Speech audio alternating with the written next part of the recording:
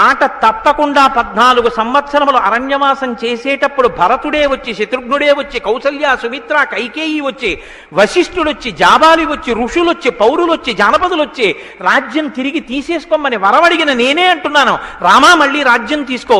ఎవరి కోసం అడిగిందో ఆ భరతుణ్ణి చెప్తున్నాను, రామా రాజ్యం తీసేసుకో అన్నా సరే, సత్యమేవేశ్వరో లోకే సత్యం పద్మాశ్రితా సదా సత్య మూలాని సర్వాణి సత్యాన్నాస్తి పరం పదం. నాకు సత్యం తప్ప ఇంకోటి అక్కర్లేదు. ఎవరు వరం అడిగాడో ఆ నా తండ్రి లోకాన్ని విడిచిపెట్టి వెళ్ళిపోయాడు. ఇప్పుడు మళ్ళీ ఆ వరాలు వెనక్కి తీసుకుంటున్నాను, రామా రా అని చెప్పడానికి తండ్రి లేడు.